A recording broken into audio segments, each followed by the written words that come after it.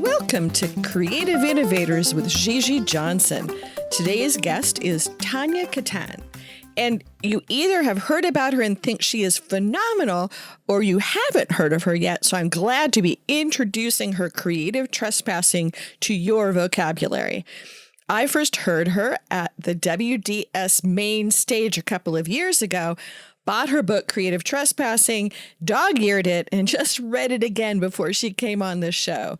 She is someone who breaks organizations and remakes them from the inside.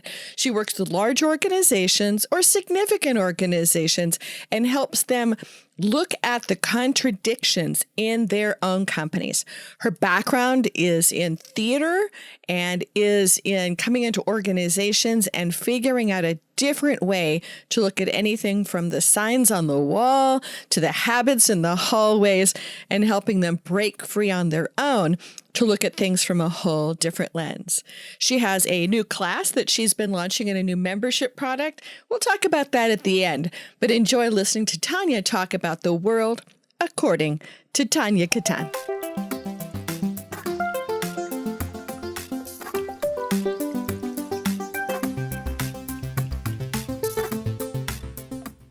And I'm just going to start out to say I'm a fangirl and I am so excited. I usually don't cold reach out to people to say, I don't know you. Will you be on the show? But I was so thrilled to have listened to your main stage presentation at the World Domination Summit, which always sounds like the wrong name. It's like, no, that's not what it's about. It's about people trying to rethink community and service, but people go, you go where? So I've been going for like 10 years. But you were one of my very favorite main stage speakers, and I loved your book. And in fact, I was just rereading it and actually rereading all my notes I wrote all over the book, because you are not just an inspirational speaker, but you are massively inspirational. And you have such a great way of looking at things. Can you maybe start us off in the conversation with what the heck you actually are doing now? And then we'll wrap back up with that as well. What is creative trespassing and what are you doing with that? Well, first of all, Gigi, thank you for acknowledging my talk at World Domination Summit. And in fact, within the context of that talk, I too was having a difficult time with the domination part. Within the context of my talk at WDS, I changed domination to determination, because I don't believe in hierarchy, and that's part of creative trespassing. Is how do we disrupt these systems and mindsets that are keeping us stuck in thinking and feeling that we have to be a certain way in order to succeed in the world and in work.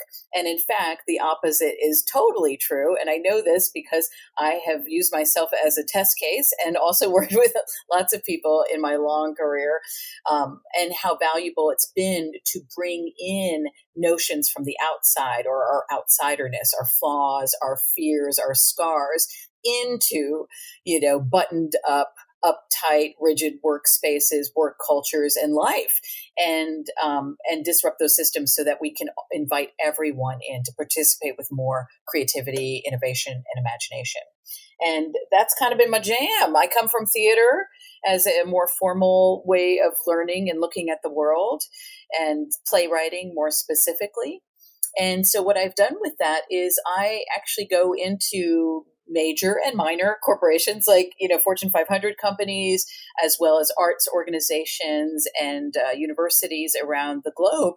And I preach the good word of bringing more creativity to solving problems and challenges and obstacles in everyday life and in the workspace. So that's what I've been up to. I've been keynoting a ton around the globe. I was doing it IRL, as the kids say, before COVID hit.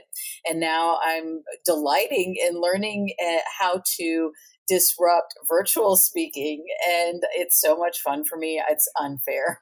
I really like once you're able to see and hear and celebrate an innovative process that doesn't change even if you change forms. So just because I'm not on stage doesn't mean I can't play with the frame of the camera of a computer, which I do all the time.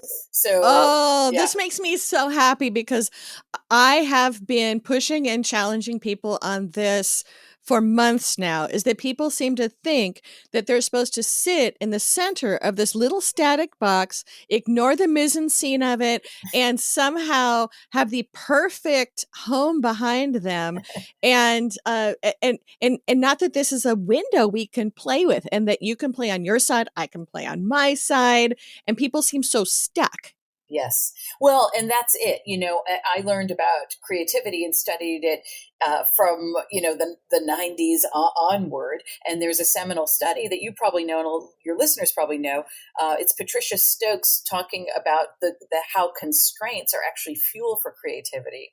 Patricia Stokes. I hadn't heard of Patricia Stokes, but I had heard about the constraint opportunities in creativity.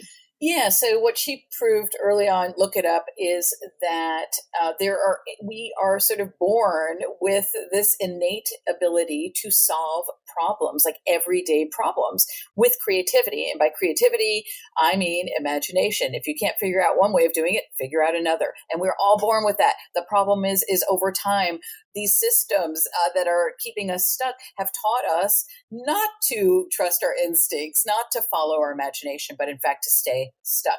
So what creative trespassing is all about, what I'm doing is bringing it, saying, hey, constraints are great. Let's embrace them and allow them to fuel us to figure things out. So, for example, I'll start a talk and I'll look into the frame of the camera and I'll say, hey, everyone, constraints are awesome. Let me prove it to you.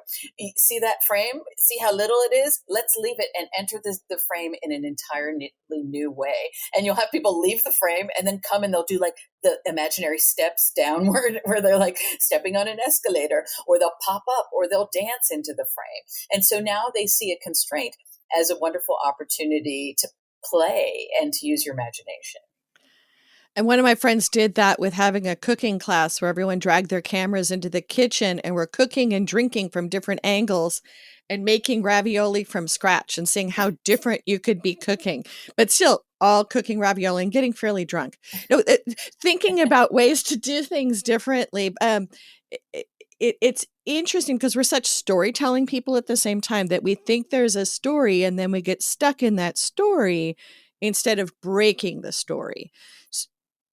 So you're a story creator. This is really kind of where you came from. And I'm going to backtrack a while here because you tell a lot of your good origin story, which I adore, but you were from a creative family.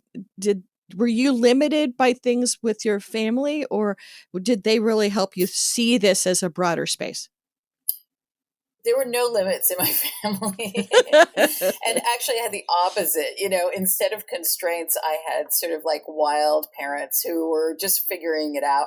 How to be parents as we were figuring out how to be children, as we were figuring out how to be a family in the world. So my mom was an immigrant, and English was a second language for her. So she was kind of like fumbling through getting jobs and odd jobs. And my dad was a New York City taxi cab driver and didn't necessarily have a formal education, but street smart all the way. So we were kind of a scrappy, wild family, and things were great. And then they were not so great sometimes when we ran out of money, but whenever we'd have money, we'd celebrate and get a steak dinner, and then we'd have no money again. So, my parents, the one thing that they really gave me foundationally was that anything I did, which was good and bad, was like fantastic. If I drew something or I shared with them an idea I came up with as a little kid, they're like, that's fantastic. And so I sense that support in being able to explore and be curious from an early age. And I trusted that support. The unfortunate part, which led to something fortunate, was I didn't have a map for how to be successful, because here are two people who are like, I don't know how to be parents. Let's just figure this out. So a lot of my friends I'd learned later in life had like a formal map, like you go to school and then you get a degree and then you get a job and then you do that job for the rest of your life and you become an adult. I didn't have that map. So I had to forge my own unique way of being in the world and understanding my value. And I majored in theater. I got a degree in playwriting and, hit the ground running, getting jobs, doing not playwriting. But I mean, I was a professional playwright. It didn't pay the bills. So then I started to figure out my own map towards success and plot my own points as my life sort of unfolded right in front of me, and I ran to catch up with it. And then at some point I had a consciousness of like, oh my gosh, every space I go into, no matter if it's bagging groceries or working, at a tech company, I bring a few tools and skills with me. And one of them is storytelling. And so as I started figuring that out, I realized, oh my gosh, I'm not alone. Other people are in these jobs and workspaces. It might seem rigid. And they're like, I have a degree in theater too, or I do design on the side, or, we all have these creative practices or inclinations. And I realized the value in speaking up and using storytelling and an ability to connect with people as a valuable principle, no matter what workspace I found myself in. What were the most non-fit jobs that you started out having, and how did you make them a unique fit? Yeah, bagging groceries is a good one. I worked at Trader Joe's, TJ's, as we'd like to call it, and it was fun. Here's the deal: the stakes of that job didn't seem like, if we dropped a bag of groceries, we dropped a bag of groceries. So the stakes didn't seem high, but still there was some rigidity within this culture sometimes. And so what my colleagues and I did is we would have contests where we would be like, okay, let's see if we can make the grumpiest customer smile today, right? Or who can pack the groceries the fastest without breaking the eggs. So what we did is we infused a sense of playfulness in a job that otherwise is very transactional. You know what I'm saying? You got groceries, they go in a bag. I charge you, I ring you up. Good day, madam.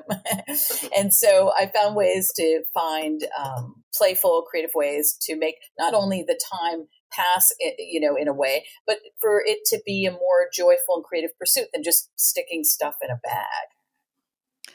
So you had a lot of, I was going to say odd jobs, so that sounds like the wrong framing, right? You had jobs that were experiments and that you got to play with. When did the first one really catch fire that was that you were the tinder for? Expound on that a little bit. I'm not exactly sure. Tell me a little bit more, Gigi. I'm gonna pretend that I'm a professor now. I'm gonna make you explain that a little bit. Well, maybe I'm projecting my own life, so that I was in a lot of early jobs where I was somewhat disruptive and quirky, and I didn't have someone who was ready to let that spark expand. So I had an early job myself where I was in advertising, and you'd think that that would be a creative business, but with massive constraints. And I kept being told to not be doing art at my desk, to not have weird haircuts, to not be inspiring people to do weird things with me, and ended up losing that job because I didn't have any senior support for whatever the heck I was attempting to do as my mission. And to me, that sometimes to be disruptive helps to have a cohort in crime that is attempting to let you be the spark to be bigger change. Got it. Wow. That's fantastic. I feel like this interview is turned around. I'll be interviewing you now, Gigi. Yeah. So there, what I teach and preach when I'm coaching or I'm speaking on the stage, as you know, is for people to say the first thing that comes to mind, because that's an impulse and instinct that we've lost long ago that we need to reinvestigate. So the first thing that came to mind was my job in a tech company. And although it seems like, nowadays we're like, tech companies are so disruptive and innovative. And a lot of times when I'm consulting with major tech companies who are scaling, what happens is the thing that made them so disruptive and lovely and creative is the first thing to go away when they start to scale. And my pitch is for them to find alignment. So I tell you this because I was hired by a tech company in 2015 called Axosoft, not because I knew anything about technology. They were a software company, and I thought software for realsies was a cashmere sweater. Turns out it's not that, it's something else. And I didn't really care about it. But what I did care about was this company sort of invited me through the front door to say, hey, you're weird and you tell good stories and people seem to connect with what you're saying and the stories you're telling. And we'd like some of that in-house. And so I started at this company learning about B2B SaaS software. And 2 months in, my boss asked my colleague and myself to come up with an idea to address the women in technology issue. And again, 2015, the issue was women weren't being seen, celebrated, or invited into that space. And that was a problem. And so, they were basically asking me to disrupt, right? And that seems cool. Like, oh my gosh, you hired me for this and I'm going to do this and da, da, da. And so my colleague and I were brainstorming and couldn't think of anything. And so I went for a walk because that's my foolproof way of getting unstuck when having a creative block. And I thought about symbols that represent women in all spaces and cultures and came up with the bathroom lady. And for your listeners, you know her. You've seen her maybe several times today. She's got a triangle dress and a circle for a head. And I brought this image back to my colleague and, started exploring it. And it turned into this campaign. But what I want to share with you, so it turned into the campaign called It Was Never a Dress. And basically what I discovered was that we were looking at her back. Right.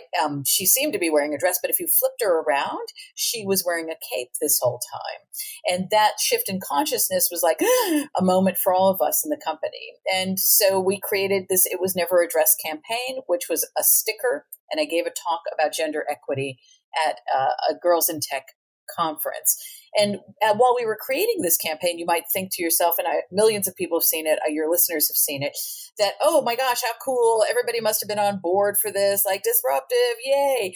But when we pitched the idea to the larger company, we got a lot of pushback and a lot of push down. Some people are like, this is the dumbest idea ever. Or why are we investing time and energy into It Was Never a Dress when our product is not selling dresses or capes? We don't, why are we doing this? And there was also a lot of support on the ground. And eventually, it went into the world. But just because people and companies, invite disruption in through the front door or even have that as part of their mission statement doesn't mean that they maintain that connection. And this is something that's really important that I write about in my book a lot because people forget the alignment. Like what's your mission or your vision statement? What are the quotes you have on the wall of your company or on your home? And then what are the on the ground realities? And is there a disconnect? And if so, it's time to refuse the two. So that would be a moment for sure. And I love the stories in your book about those dissonance that you find in physical spaces of the signs on the wall and the quotes on the wall versus the security camera that's staring at people about being in a wonderful, happy, and warm place. And I think of that actually oftentimes in Zoom as to what we're representing in terms of our identities, and yet we're in these little ticky-tacky boxes. I loved how viral that got to be. I at the time was traveling a lot and I was actually creating little post-it note capes and putting it on the bathroom signs as I went through. So it is, as has been said, it's something hard to unsee. When do you know you're done at a place like that? I mean, this is an interesting thing for innovators. Sometimes it's like, well, I'm here to, fluff everything up and get people looking and going. And then am I staying, or how do I restaff or re-people that freshness, that new way of looking at things? There are two litmuses that I go by. One is I like to leave when I'm ahead. And two, I kind of have a 3-year rule, which is so interesting. It didn't pan out with Axosoft because of a third way of looking at things. But really, I think that in order to gain traction and really serve and honor an organization or company, you need 3 years. And if there's no proof of concept and launch in 3 years, peace out, So that's it. And then with Axosoft, I mean, creating It Was Never a Dress, like after you create a viral campaign that goes around the world that people embrace as a powerful symbol of a way to see the ordinary as extraordinary, there is nowhere to go from there. I remember giving a talk at, I think it was NYU after the campaign had come out. And this woman came up to me and she's like, well, I guess you're done doing anything. Like you could just be finished. You created something like so large. And so I think that was a good time to leave after creating that. And also, serving my promise to that company, which was to create brand awareness. And guess what? We created brand awareness to the tune of over, I think we increased website traffic by 1,000% to the company, so all of the metrics had been ticked. And at that point it was like, okay. And also, to be honest with you and listeners, there was a moment where the company was sort of going in a different direction and they didn't need me anymore as well. So I felt like, okay, I've accomplished my task. I've also, kind of infused my colleagues and this company with new ideas and new audience members and all of that. And so it was a real, like, we were both kind of like, is this a good fit anymore? And it wasn't. So that was the time to leave. I mean, not all jobs are created to last. And, when I'm working with people who are even, CEOs of companies or executive directors, a lot of times there's this feeling like I've got to see it all the way through, this sort of clinging. And at some point when you've tried everything, when you've shifted the culture, when you've honored the mission and vision, and people are just like, it might be time to leave. Yeah. And I found sometimes, though, it's also repeopling it for the next people who will carry that further in the next direction, or else it sometimes just fades without repeopling it. Well, yeah, and that's it too. One thing, and because you read the book extensively, but in creative trespassing, there's a note about leaving a creative legacy, leaving people and processes in better shape than when you arrived. And with the It Was Never a Dress campaign and Axosoft, it was a small company that, as a result of this being left behind, something we co-parent, I left things in better shape than when I arrived. How amazing is that? It's wonderful. Back in my 20s, I would have left like no computer, no ink in the printer, dirty dishes in the shared sink, and I would have flipped the boss the bird and taken off, And that as I matured, I realized, leaving a creative legacy is infinitely more valuable and fulfilling than not. It's interesting, of our guests so far of this podcast, almost none of them have been creators in large organizations, that they have gone off to do creativity elsewhere, but in creative industry areas. But you've done some work. I was thinking of your tale of your museum time, that you come into an organization that is framed to be creative, but has some of those same ticky-tacky little boxes of structure. Are there ways, and maybe from that example or other examples, where creative organizations could stand to see themselves a little more creatively? Yes, absolutely. And in fact, there's one exercise that comes to mind that will be helpful for creative organizations, leaders, etc., that I use with clients, which is to ask yourself, what if the opposite were true? So a lot of times when these organizations stay stuck, and especially when I leaped into working at a contemporary art museum, their practices at the time, even though they wanted new audiences and new life and new programs and break the rules, their processes were pretty rigid and pretty typical. And so by asking, what if the opposite true? So we know we need to bring in new audiences. Do we have to do it in the same old ways? No. What if the opposite were true? What if instead of doing it in old ways, we did it in new ways? And if we know we need to create revenue streams, why do we have to do it by selling tickets? What if the opposite of selling tickets were true? We gave away tickets. And in fact, I gave away art. So I really used that, what if the opposite were true, to address every part of my job description. And look, it pissed some people off. We had a board of directors and community stakeholders, but at the end of the day, I created programs like Arm Wrestling for Art, where I literally bought an arm wrestling table with my small budget and plunked it in the middle of the museum and invited people from the community, all community members, not just like artsy fartsy folks and us creative types. I invited, we had a generational, cultural backgrounds. Everybody came to arm wrestle to win a piece of art. They paid $10. So what this did is it democratized the way we acquired art. Instead of people with money being able to afford it, and instead of museums hanging it and keeping it in a cage, we gave it away if you won arm wrestling or you trash talked loud enough. And so that really infused the museum and their mission with new life for realsies. And again, people were like, well, Tanya's not working. She's just running around having fun. And it's like, you know what? Work and fun are not mutually exclusive. And in fact, there are studies that prove the more fun and play that you have within your job or your work, the more you get done and the more generous the offering is.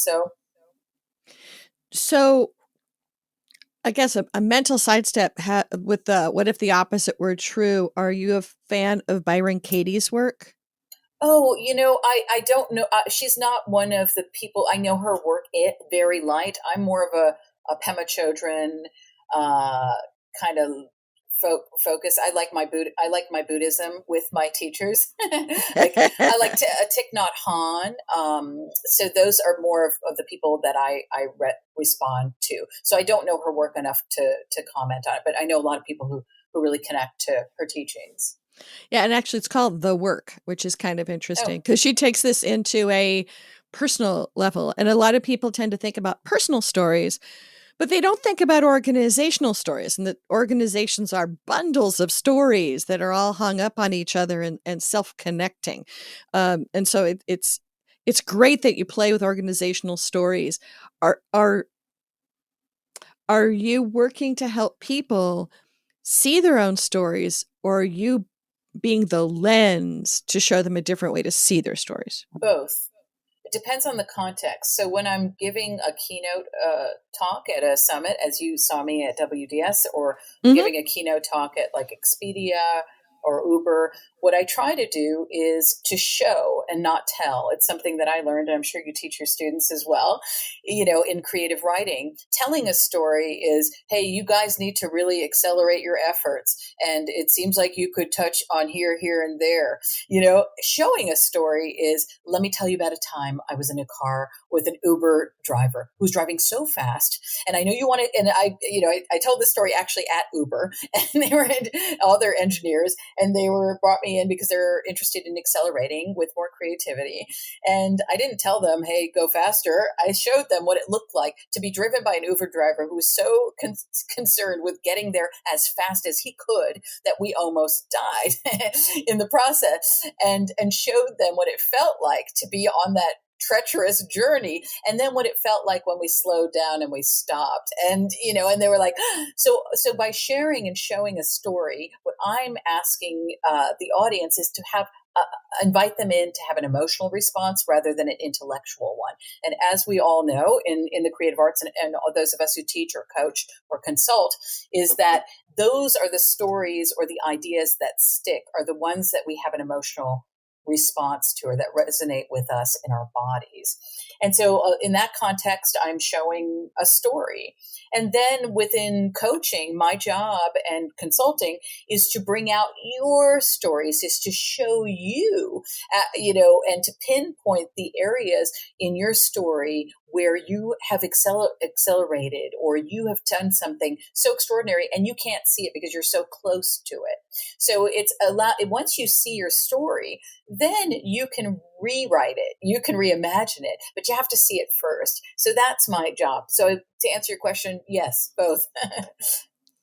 So we're right now, again, in the beautiful October 2020, in a year of massive disruption. What has been different in working with now heavily disrupted organizations to help them with your mojo? Two things. The one thing that's really astounding is a lot of companies are reaching out for me to give virtual talks to inspire them on creativity. This is something now that nobody has the luxury of poo-pooing or pushing aside. If you are not creative, you are not moving forward at this time. Creativity, in fact, is the new job security. So that's what I'm hearing a lot. People need to be inspired to trust their instincts, i.e., be creative. And that's what's happening right this second. It's like a foundation. And again, what I mean by creativity, for your listeners who came in late, who are eating Cheetos on the way here, and I wish I had some as well. I don't get sponsored by Cheetos. I don't know why I said that. But is creativity the little C? So there's two C's in creativity. Little one, big one. Little C is all about solving everyday, really practical problems with imagination. Big C is I'm a painter, I'm a musician, I'm a playwright. Everyone's got the little C. So it's about tapping back into it. And that's what companies are realizing. They're realizing they need the little C now more than ever. Well, especially since some of the core assumptions of how they do everything are now flippable, right? So that they could be rethinking everything that was the core assumption of how people show up every day, what they wear, how they connect.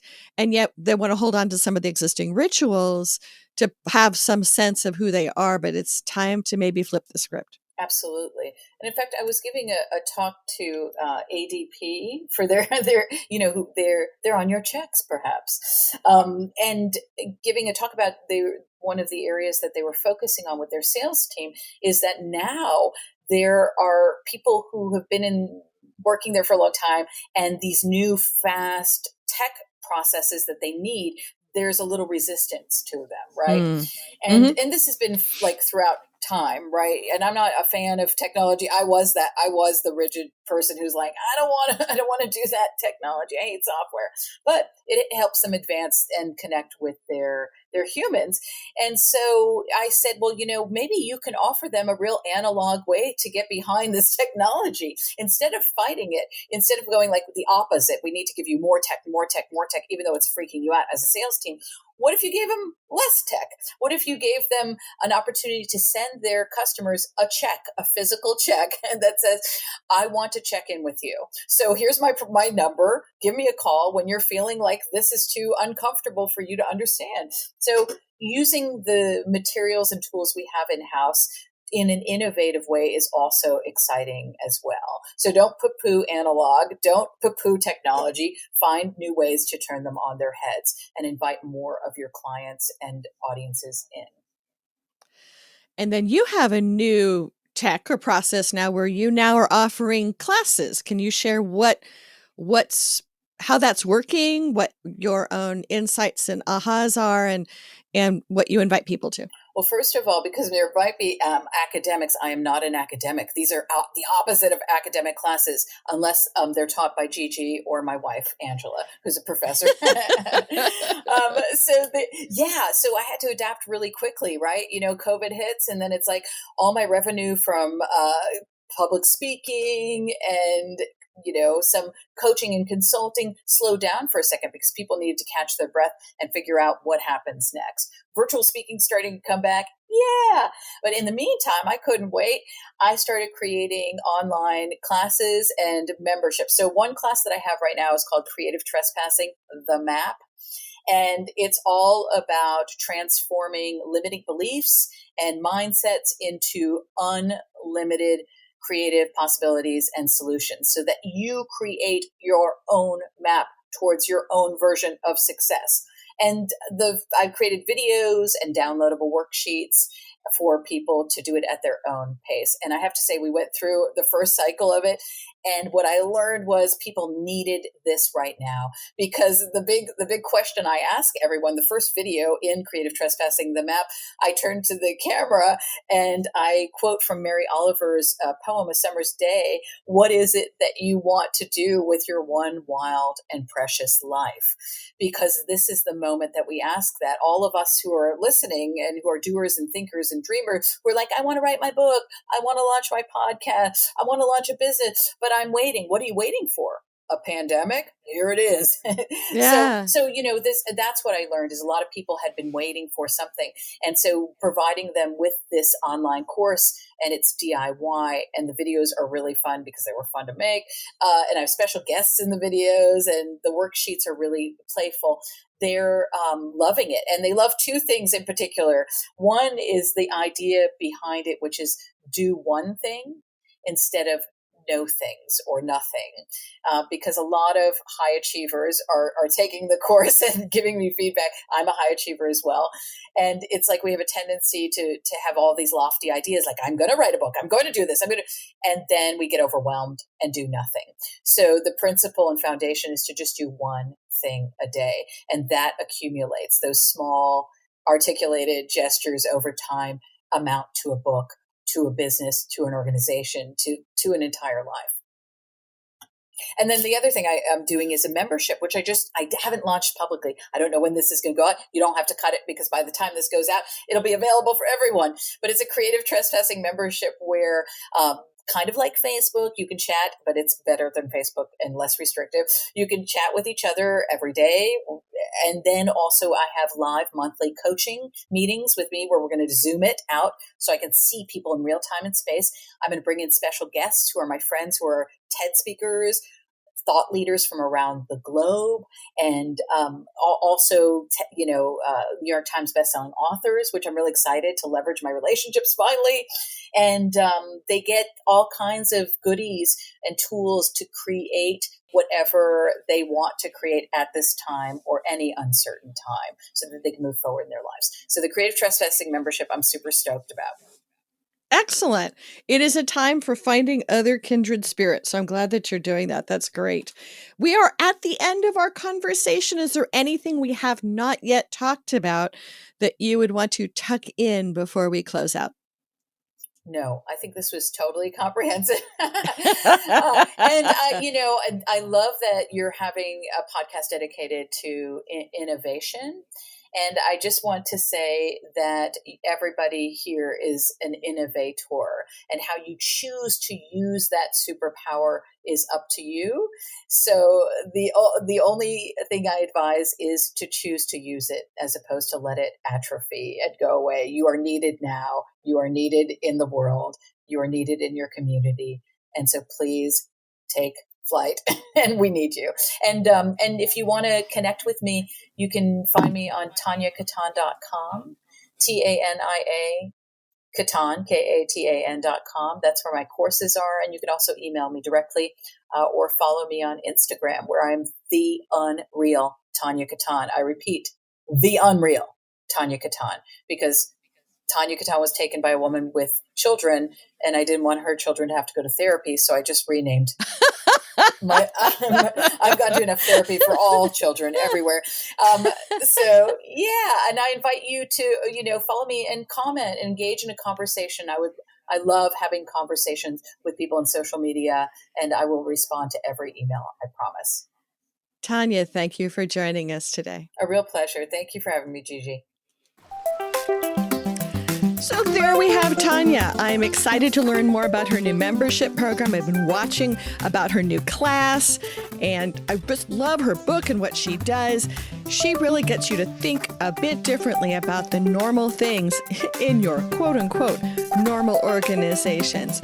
Thanks for joining us. Share this episode with your friends. Find at least 2 friends that could use this and pass it along. And then come give us ideas on who you'd like to see on the show on creativeinnovatorspodcast.com. Thanks for listening.